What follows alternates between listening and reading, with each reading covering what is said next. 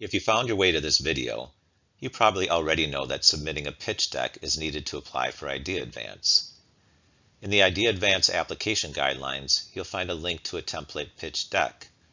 Using that template as a guide, I'll provide some tips to help you create a responsive and compelling pitch. Although not required, you are invited to record a 7 to 10 minute narrated version of your pitch. One thing to keep in mind as you prepare your slides, this is not an investor pitch. This is a grant application, and for this purpose, your pitch should be about how you use Ideadvance funding to test commercialization approaches and reduce risk in your business model. Think about it this way. What do you need to prove to yourself over the next 6 to 12 months to give you confidence that you have a solution that someone's going to pay for? Overall, for this application, we want you to cover the following questions. What problem does your innovation address, and why does it matter? What do you already know about your business model, and how do you know it? What do you hope to get out of this program in terms of de-risking and advancing your commercialization approach? The slides that follow will give you more specific guidance on tackling these questions. Before I move on, I'll point out the business model canvas on the right side of the slide. It focuses on 9 building blocks that are important to business models. As you put your pitch together, you might want to keep these building blocks in mind to help you prioritize the focus of your Ideadvance goals and learning.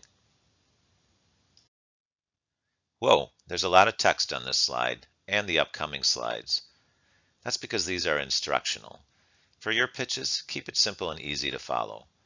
If you load the slides up with too much information, you're going to lose your audience, the review committee. And although not necessary, nobody's going to complain if the slides are visually appealing. This slide is your first impression, like your 30-second elevator pitch. It gives a quick preview before you elaborate in later slides.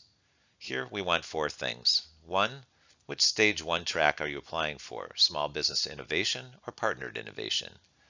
2, a brief company or product overview.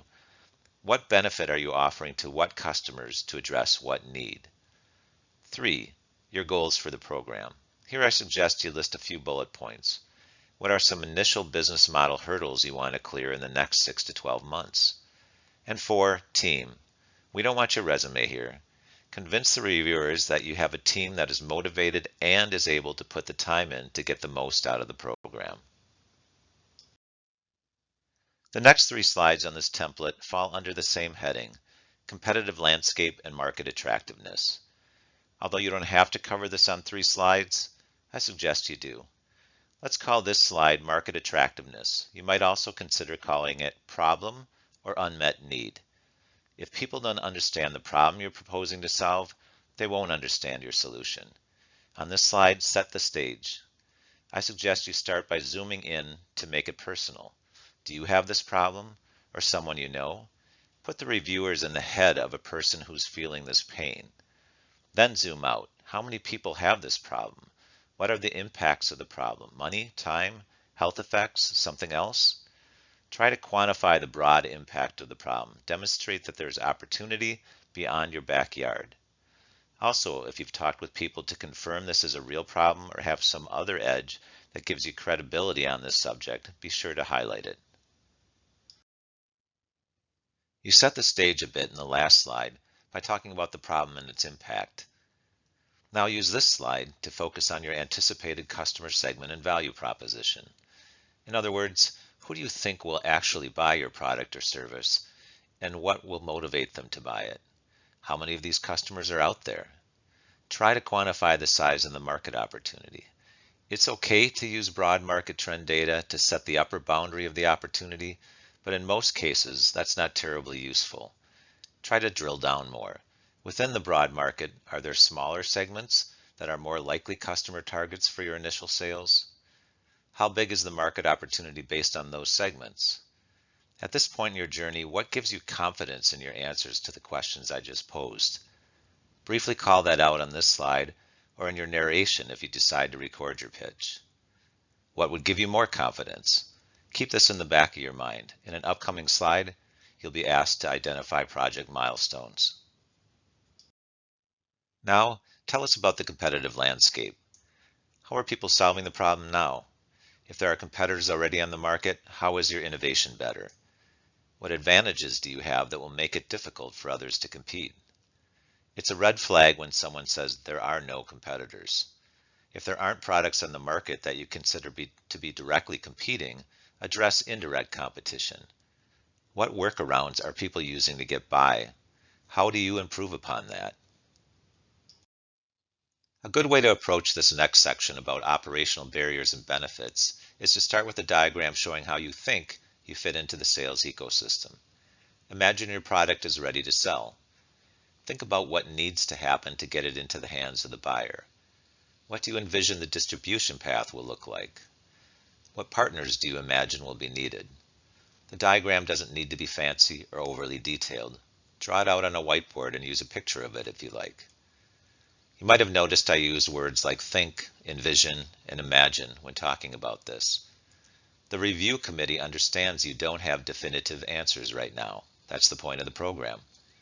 Be sure to call out those areas of uncertainty as opportunities for Ideadvance learning.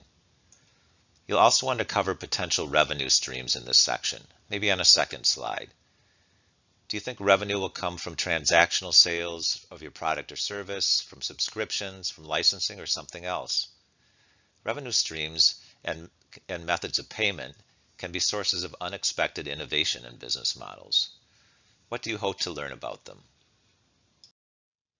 The Project Impact section is where you provide up to 3 goals you wish to accomplish through participation in Ideadvance. What key objectives do you have for reducing risk on your path to commercialization?